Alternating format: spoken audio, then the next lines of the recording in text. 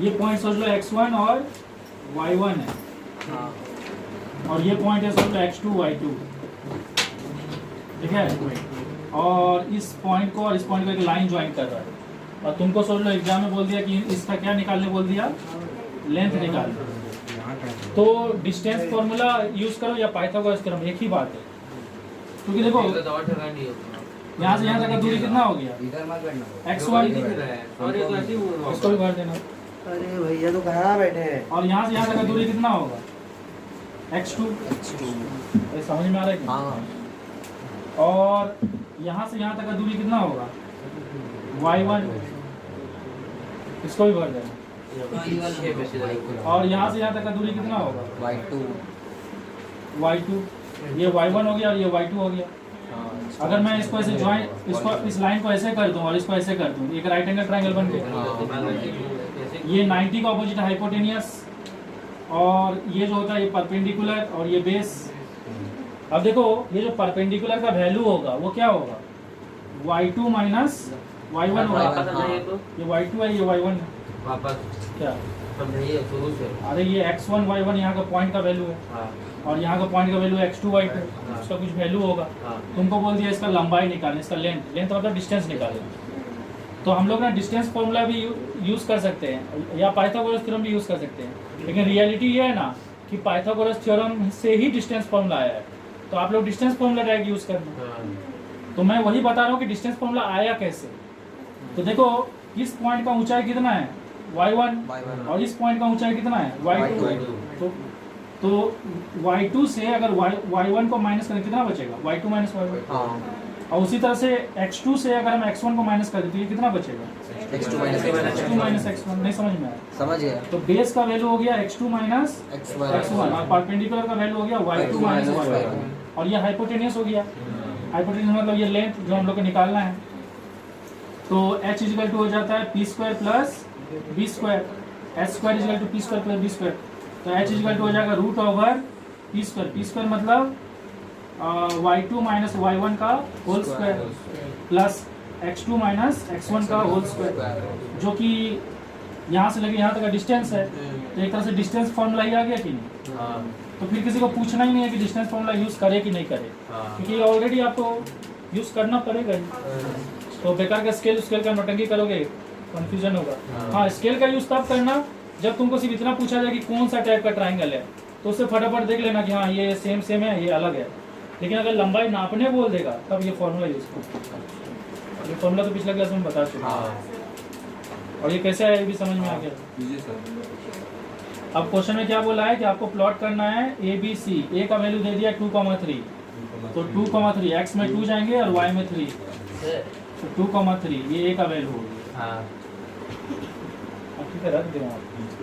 B का value हो गया 4,5, बी का वैल्यू हो गया 4,5, 4 और फिर 5, 4 पे 5, बी का वैल्यू हो गया 4,5, C 7 2, और सी का वैल्यू हो गया 7 2, सी का वैल्यू हो गया सी 7,2,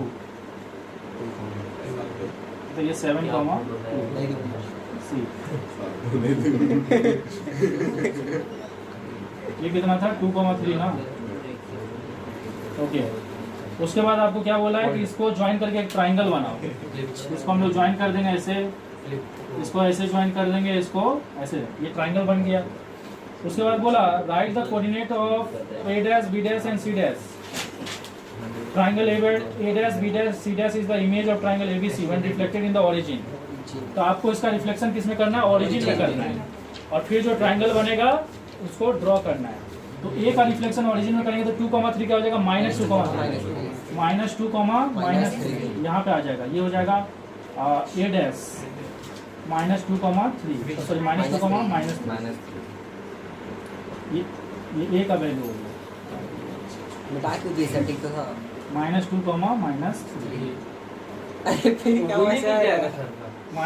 -3 ए का ओरिजिन में रिफ्लेक्शन हुआ। फिर आपको बी का भी ओरिजिन में रिफ्लेक्शन करना है। बी का ओरिजिन में रिफ्लेक्शन 4,5 है, -4,5, -4,5 यहाँ है, -4,5, ये हो गया बी डैश। सी का 7,2 है तो -7, -2, ऑरिजिन में रिफ्लेक्शन हो रहा है, तो ऑरिजिन में जब भी रिफ्लेक्शन होता है तो दोनों का साइन चेंज हो जाएगा। तो -7, -2, -7, -2 ये हो गया आपका C डैश। इसको भी ज्वाइन करके आपको ट्राइंगल बना लेना है। ये ट्राइंगल का नाम क्या हो गया? ये ट्राइंगल का नाम हो गया A dash B dash C dash, और इस ट्राइंगल का नाम हो गया ABC। उसके बाद बोला right the coordinate of coordinate A double dash B double dash C double dash if A double dash B double dash and C double dash is the image of A dash B dash C dash when reflected in x axis. अब इसका reflection को आपको x axis में करना है। तो उसके बाद आपका एक और ट्राइंगल बनेगा जिसका ABC का वैल्यू होगा A double dash B double dash C double dash. तो सबसे पहले हम लोग A डैश का करते हैं। तो हम लोग को पता है कि x एक्सिस में जब भी रिफ्लेक्शन करते हैं तो x का वैल्यू में चेंजेस नहीं आएगा, सिर्फ y का वैल्यू में चेंजेस आएगा। तो y का वैल्यू -3 से क्या हो जाएगा? +3। बाकी आप ऐसे भी देख सकते हो यहाँ से यहाँ तक का दूरी कितना है। तो यहाँ से यहाँ तक का दूरी कितना है? 3। 0 से 1 1 2 3। तो ओके, तो x का वैल्यू में चेंजेस नहीं आएगा, x का वैल्यू -2 ही रहेगा। तो -2 कॉमा क्या हो जाएगा? 3 हो जाएगा। -2, 3 ये किसका वैल्यू हो गया? A double dash. उसके बाद इसका हो जाएगा -4, -5 है। एक x का वैल्यू में चेंजेस नहीं आएगा, y का वैल्यू का साइन चेंज हो जाएगा, -4, 5 हो जाएगा। -4, 5 -4 पे 5 -4, 5 ये क्या हो गया? B double dash. फिर C का -7, 2 -7, 2 A डबल डैश तो -7, 2 हो गया, क्योंकि x का वैल्यू चेंज नहीं होगा, y का वैल्यू का साइन चेंज हो जाएगा। तो ये हो जाएगा, इसको ज्वाइन कर देंगे तो ये भी एक ट्रायंगल हो गया। और इस ट्रायंगल का नाम है A double dash B double dash C double dash. उसके बाद बोला है mention the special name of the quadrilateral BC। BC कहाँ है? BC वो रहा सर, BC ये रहा BC BC and C double dash वो रहा सर।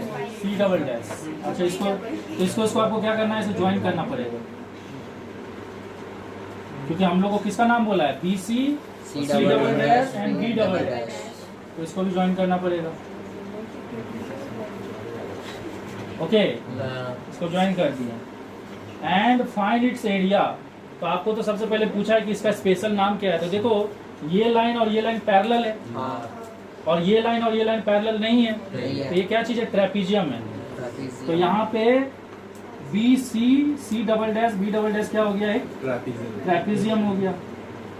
ये समझ में आएगी? उसके बाद बोला इसका एरिया निकालने। एरिया ऑफ ट्रेपीजियम कैसे निकालते हैं? Area of trapezium, area of trapezium निकलता है half of sum of parallel sides, sum of parallel side into height. ये फॉर्मूलास निकालते हैं। तो हम लोग को बस देखना है सम ऑफ पैरेलल साइड। अब मुझे पैरेलल साइड कौन कौन सा है? ये है और ये है। तो यहाँ से यहाँ तक का दूरी कितना है? 4 है ना? हाँ, यहाँ से यहाँ तक का दूरी 4 है। अरे x वैल्यू देखना है ना, ये 4 हो गया। 1 2 3 4, और इधर भी कितना है? 4 है। तो ये हो जाएगा हाफ। एक तो पैरेलल साइड तो 8 हो गया।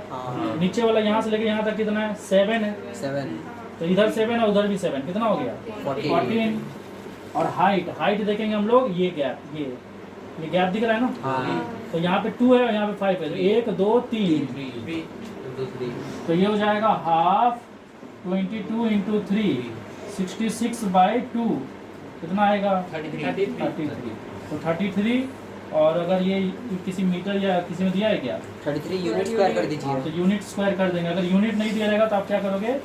स्क्वायर यूनिट लिख देना, या यूनिट स्क्वायर जो भी लिखना। समझे कि नहीं? ऐसे ही निकालना जो नॉर्मल निकालते हैं।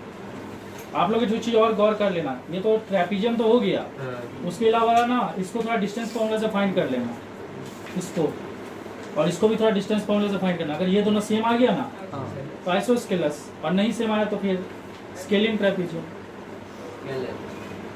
अरे समझ में आ रहा है? अगर नहीं आया तो खाली ट्रेपेजियम लिखने से नहीं चलेगा। नहीं आया तो खाली ट्रेपीजियम लिख देना, अगर सेम आ गया तो आइसोस्केलस लिखना ही पड़ेगा। ठीक है। और सर क्वेश्चन क्या है? Prove that point A B C are the vertices of isosceles right angle triangle. तो हम लोग क्या प्रूव करना है कि A का कोऑर्डिनेट कितना दे दिया? 5, -4 सॉरी -5, 4। A का कोऑर्डिनेट दे दिया -5, 4। बी का कोऑर्डिनेट दे दिया है -1, -2 और सी का कोऑर्डिनेट दे दिया है 5, 2 और आपको क्या बोला है, आपको प्रूव करने बोला है कि ये जो है ना, ये आइसोस्केलस राइट एंगल ट्राइंगल का वर्टिसेस है। मतलब हम लोग को प्रूव करना है कि ये आइसोस्केलस राइट एंगल ट्राइंगल का क्या है, वर्टिसेस है। तो हम लोग इसको ऐसे नेमिंग कर देते हैं ABC, ठीक है। और ए का वैल्यू हम लोग को पता है -5, 4, बी का वैल्यू भी पता है, सी का वैल्यू भी। तो पहला चीज़ तो हम लोग को प्रूव करना है कि ये एक आइसोस्केलस ट्राइंगल है, उसके लिए कोई दो साइड इक्वल होना चाहिए। और तीसरा चीज़ मुझे प्रूव करना है कि ये राइट एंगल भी है। लेकिन फिलहाल ना यहाँ पे ABC लिखना गलत होगा। क्यों गलत होगा? क्योंकि मुझे पता नहीं है ना कि इसका बीच का डिस्टेंस इक्वल है या मतलब ये AB = BC है या AB, मतलब मुझे ये पता नहीं है कि AB = BC है या AB = AC है। ये सब पता नहीं है ना कौन किससे इक्वल है। हाँ, क्वेश्चन का ये समझ में आ गया कि इसका अगर कोई दो साइड इक्वल हो गया तो ये आइसोस्केलस ट्राइंगल है, और कोई एक एंगल 90 डिग्री हो गया मतलब ये राइट एंगल ट्राइंगल भी है, आइसोस्केलस राइट एंगल ट्राइंगल। तो हम लोग को यहाँ पे प्रूव क्या करना है कि ये तीनों पॉइंट जो है ना मिलके एक ऐसा ट्राइंगल बनाता है जो कि आइसोस्केलस राइट एंगल ट्राइंगल है। तो सबसे पहले हम लोग आइसोस्केलस ट्राइंगल प्रूव करेंगे। उसके लिए हम लोग डिस्टेंस फॉर्मूला यूज करेंगे। तो सबसे पहले मैं AB फाइंड करता हूँ। AB फाइंड करने के लिए इसको x1 y1, इसको x2 y2 ले लेते हैं। तो हम लोग का फॉर्मूला क्या होता है, x2 - x1 का whole square plus y2 - y1 का होल स्क्वायर, -1 - 5 का होल स्क्वायर प्लस -2 - 4 का होल स्क्वायर। तो ये माइनस माइनस प्लस हो जाएगा, -1 + 5 हो जाएगा 4 का स्क्वायर हो जाएगा 16, -2 हो जाएगा 6 -6 स्क्वायर हो जाएगा 36। ये हो जाएगा 6 6 12 और 4 5 52, √52 आ गया। ओके, नाउ अभी हम लोग नेक्स्ट क्या निकाल लेते हैं, BC। इतना नीचे दिख रहा है उसमें? हाँ सर। BC निकालने के लिए हम लोग क्या करेंगे, इसको x2 y2 ले लेते हैं, इसको x1 y1। तो x2 - x1 5 - -1 का होल स्क्वायर प्लस 2 - -2 का होल स्क्वायर। तो ये हो जाएगा 5 + 1 6 का स्क्वायर 36 और 2 + 2 हो जाएगा 4 का स्क्वायर हो जाएगा 16। इसका वैल्यू भी कितना आया, √52। चलो अब तीसरा साइड भी निकाल लेते हैं। AB निकल चुका है, BC निकल चुका है, क्या बचा, AC बचा। AC निकाल लेते हैं। AC के लिए इसको हम x1 y1 ले रहे हैं, इसको x2 y2 ले रहे हैं। तो x2 - x1 5 - -5 का होल स्क्वायर और 2 - 4 का होल स्क्वायर। तो 5 हो जाएगा 10 का होल स्क्वायर हो जाएगा 100, -2 का होल स्क्वायर हो जाएगा 4। तो ये हो जाएगा √104। तो इसमें देख के ही पता चल रहा है कि AB और BC क्या इक्वल है।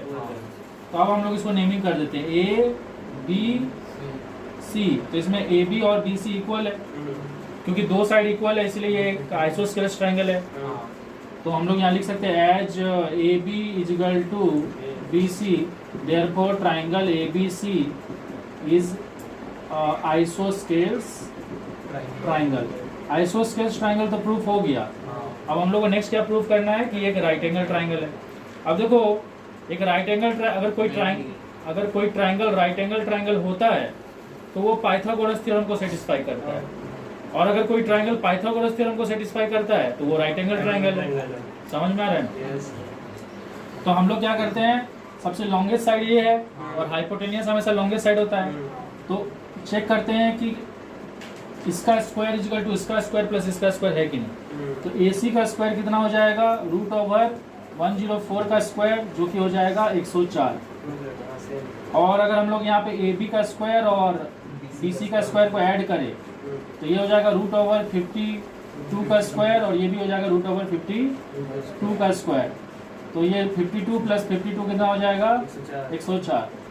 अब क्योंकि यहाँ पे ये दो साइड का स्क्वायर इक्वल टू ये साइड का स्क्वायर आ रहा है, मतलब ये पाइथागोरस थ्योरम को सेटिस्फाई कर रहा है, तो हम लिख सकते हैं as AC² = AB² + BC², therefore triangle ABC is right angle triangle